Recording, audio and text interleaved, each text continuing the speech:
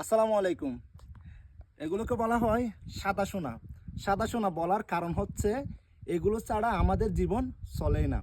আপনি যেমন রান্নাই করেন না কেন, যদি লবণ না দেন তাহলে সে রান্না মুখে নেওয়াই যাবে না।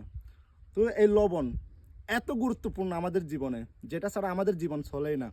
তো এই লবণ চাষ হয় মূলত বাংলাদেশের টেকনাফ, কক্সবাজার এবং চট্টগ্রামের বেশ কিছু উপকূলীয় এলাকায়। আপনারা সম্প্রতি একটা বিষয়ে আলোচনা হয়তো কম বেশি সবাই শুনেছেন, সেটা হচ্ছে যারা লবণ উৎপাদন করে তারা কিন্তু ন্যায্য মূল্যটা পাচ্ছে না। তো আজ আমি সরাসরি এটা জানার চেষ্টা করলাম কি কারণে যারা 35 ডিগ্রি 40 ডিগ্রি সেলসিয়াস তাপমাত্রার মধ্যে লবণ চাষ করে তারা কেন এত অবহেলিত। যেখানে 1 কেজি লবণ দোকান থেকে কিনতে গেলে আমাদের লাগে 40 টাকা, আর যে মানুষটা লবণ উৎপাদন করে চাষ করে সে পায় মাত্র 5 টাকা। অর্থাৎ 40 কেজি লবণের দাম মাত্র হচ্ছে 200 টাকা। তো এটা কত বড় বৈষম্য। তো এর কারণ খুঁজতে গিয়ে আমি যেটা পেলাম সেটা হচ্ছে লবণ চাষিরা সরাসরি পাইকারদের কাছে কি করতে পারে না, বিক্রি করতে পারে না। এর কারণ হচ্ছে তারা লবণের মাঠ শুরু করার আগে যে একটা খরচের প্রয়োজন হয়, সেই খরচটা কিন্তু তারা মধ্যস্থতাকারীর কাছ থেকে নিয়ে লবণ চাষ শুরু করে।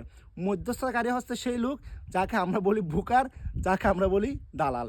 অর্থাৎ মানুষের যখন টাকা থাকে না লবণের মাঠ শুরু করার জন্য, তার যে আনুষঙ্গিক খরচ প্রয়োজন, মাঠ প্রস্তুত করা, এই যে কাগজের উপর লবণগুলো উৎপাদন করা হয় সেই কাগজ কেনা, আর আনুষঙ্গিক যেসব খরচ আছে সেই খরচ তো মানুষের থাকে না, যেহেতু গ্রামের চাষাবাসা দারিদ্র মানুষ।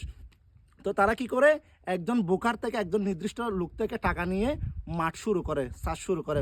ফলে তারা ফসল অর্থাৎ লবণ উৎপাদন করার পর তাদের কাছে লবণ বিক্রি করতে বাধ্য থাকে, যেটাকে বলা হয় সিন্ডিকেট। সে মধ্যস্থতাকারী যে দামে বলবে সে দামে কিন্তু তারা লবণ বিক্রি করতে বাধ্য থাকে। এর এর কারণে লবণ চাষিরা মূলত সঠিক দামটা পাচ্ছে না।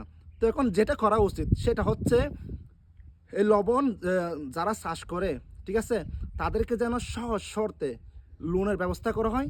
তারা যদি মাঠ শুরু করার আগে যদি লোন পায় সেক্ষেত্রে আর মধ্যস্থতাকারীর কাছ থেকে টাকা নিয়ে তাদের লবণের মাঠ শুরু করতে হবে না। এবং যদি সরকারের কাছ থেকে যদি এরকম প্রণোদনা পায়, একটা লোন সুবিধা যদি পায় তাদের জন্য, তাহলে সেক্ষেত্রে তারা ন্যায্য মূল্যটা অবশ্যই পাবে। আরেকটা বিষয় হচ্ছে যেখানে যেখানে লবণের মাঠ আছে, যেখানে যেখানে লবণ চাষ হয়, সেখানে সরকারি খরচে যদি হিমাগার তৈরি করা যায়, সংরক্ষণাগার, সেক্ষেত্রে তারা আরও বেশি উপকৃত হবে। কেননা এই লবণ চাইলেও তারা একটা সময় পর্যন্ত সংরক্ষণ করতে পারে না। প্রাথমিক যেটা সংরক্ষণাগার সেটা হচ্ছে বিভিন্ন গর্তে তারা লবণ সংরক্ষণ করে রাখে। কিন্তু এই বছর যে ব্যক্তি লবণের মাঠ করছে, আগামী বছরও যে সে করবে এমন কোনো কথা নাই।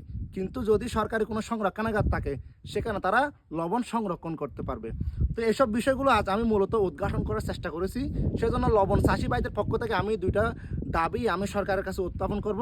সেটা হচ্ছে প্রথমে তাদেরকে লোনের ব্যবস্থা করে দিতে হবে, যেন কেউ লবণের মাঠ করতে চাইলে যেন স্থানীয় যেসব এনজিও আছে, যেসব ব্যাংক আছে, তারা যেন তাদেরকে সহজ শর্তে কী দেয়, লোন দেয়।